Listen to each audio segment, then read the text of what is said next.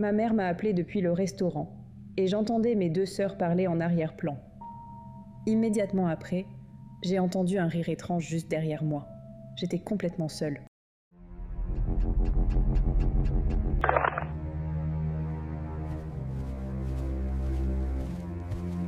Mémoire floue. Qu'est-ce qui t'est arrivé lors d'une journée normale qui t'a fait ressentir de la terreur? Quand j'étais enfant, ma mère s'est liée d'amitié avec notre voisine du dessous, une dame très solitaire. Après 2 semaines sans la voir, nous avons décidé de lui rendre visite. En frappant, la porte s'est ouverte lentement d'elle-même, révélant un décor de film mystérieux. En entrant, nous avons découvert que la femme avait pris une décision tragique après une rupture amoureuse douloureuse. L'atmosphère était désolante. Ma mère m'a pris la main et m'a dit de ne pas avoir peur, car elle avait été notre amie. Une expérience que je n'oublierai jamais. Il y a 10 ans, nous sommes allés en voiture dans un petit village du Missouri, arrivant à l'aube. Ma famille y voulait chercher un restaurant ouvert, mais j'ai préféré rester à la maison pour me reposer. Je me suis installée dans le salon et je me suis assoupie. Peu après, j'ai entendu des pas et des bruits dans le couloir, pensant que c'était l'une de mes sœurs. À ce moment-là, ma mère m'a appelé depuis le restaurant et j'entendais mes deux sœurs parler en arrière-plan. Immédiatement après, j'ai entendu un rire étrange juste derrière moi. J'étais complètement seule. Pendant un temps, j'ai dû vivre dans ma voiture, me garant sur des chemins forestiers isolés. La première nuit, j'ai fait un cauchemar réaliste où quelqu'un m'observait de l'extérieur.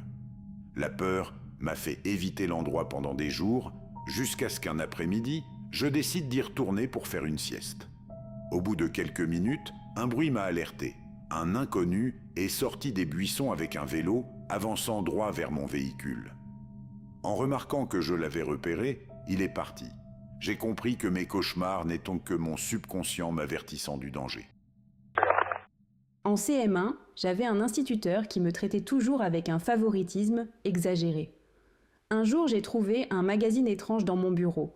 Confuse, j'en ai parlé à un camarade, mais le professeur a exposé ce dernier pour le blâmer jusqu'à ce qu'on arrête d'évoquer le sujet. Des jours plus tard, il a commencé à me faire des propositions inconfortables pour mon âge.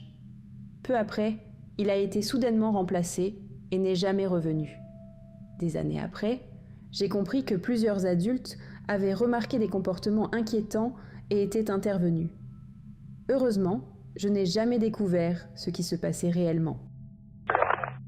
Adolescent, je me suis retrouvé seul un week-end et j'ai décidé de dormir dans la chambre de mes parents.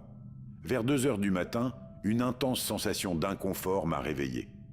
En regardant vers le couloir, j'ai distingué une silhouette sombre de forme humaine découpée dans la pénombre.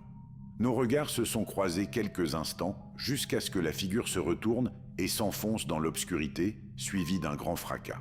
À l'aube, j'ai trouvé le grand miroir mural brisé au sol. Ma famille n'a jamais cru mon histoire. À minuit, alors que j'attendais mon train dans une gare déserte, un homme très grand s'est approché de moi, portant une valise extrêmement lourde d'où s'écoulait un liquide épais. Avec une attitude agressive et erratique, il m'a ordonné de prendre son bagage. En le regardant de près, j'ai remarqué qu'il était couvert de saleté et blessé au bras. J'ai refusé et me suis dirigé vers le wagon qui arrivait. L'individu m'a suivi en criant des propos incohérents et, quand les portes se sont fermées, il a frappé de frustration contre la vitre sans quitter mes yeux du regard. C'était terrifiant. À 8 ans, pendant la récréation, j'ai vu plusieurs camarades hurler de terreur près de la réserve de l'école. Ils disaient qu'un œil humain les observait fixement depuis la serrure. En voyant la panique réelle sur leur visage pâle, la curiosité m'a envahi et je me suis baissée pour regarder par la fente. Effectivement, un globe oculaire m'a rendu mon regard avec froideur, me causant une frayeur immense. Plus tard, le concierge est venu vérifier en raison du remue-ménage et a découvert que quelqu'un avait laissé un miroir devant la porte. Nous ne voyions que notre propre reflet. Ma femme et moi logions dans un chalet de location à Bath. Au milieu de la nuit, j'ai entendu la porte principale s'ouvrir silencieusement.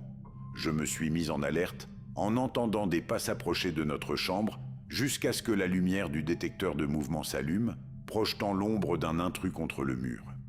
Armé d'un ustensile de cuisine, je me suis préparé à défendre les lieux dans un silence de mort. Soudain, la lumière s'est éteinte et nous avons entendu l'individu fuir à toute vitesse en claquant la porte. Nous avons frôlé le drame. Quand ma grand-mère était jeune, elle rentrait des courses lorsqu'elle a vu une voisine travailler dans son jardin. Elle s'est arrêtée, elles ont discuté amicalement pendant quelques minutes de choses du quotidien, puis elle est entrée chez elle.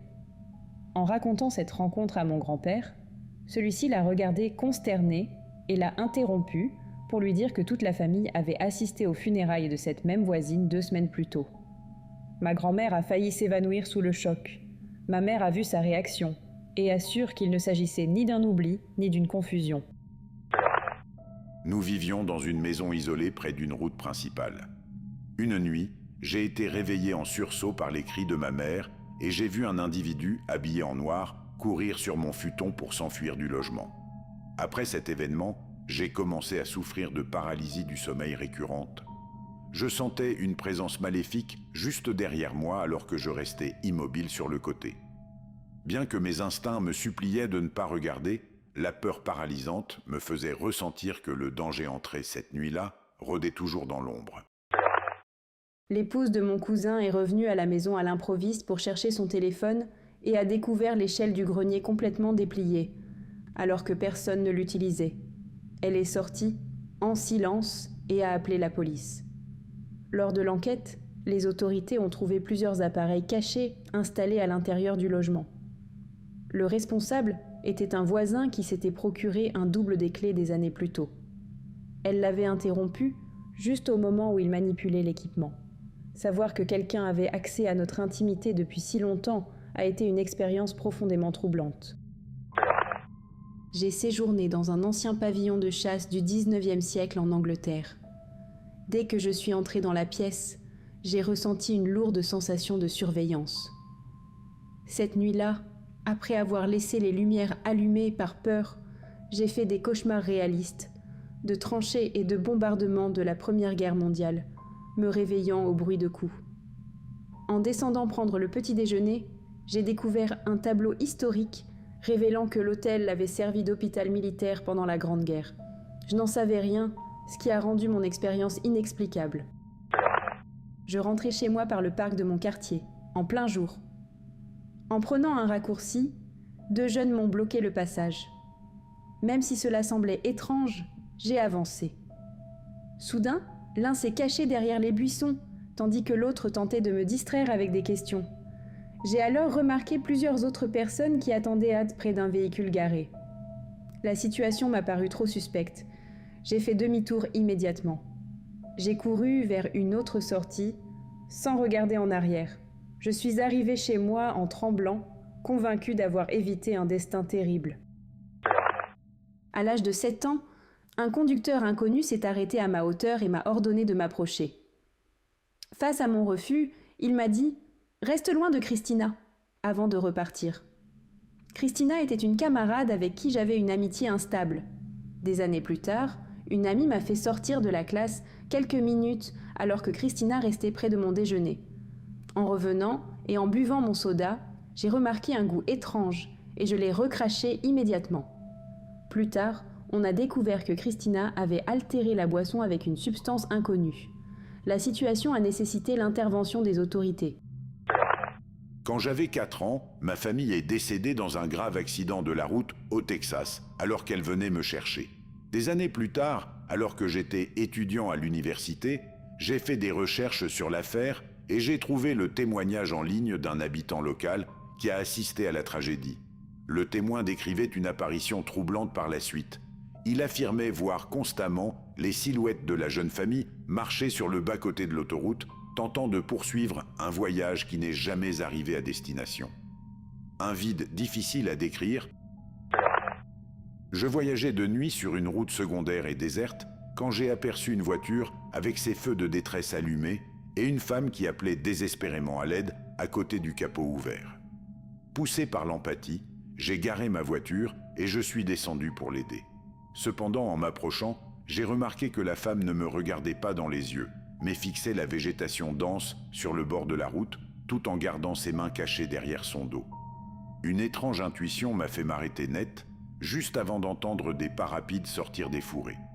J'ai réussi à courir jusqu'à ma voiture et à accélérer avant d'être surpris par 3 individus. Utiliser la vulnérabilité comme appât est un acte infâme.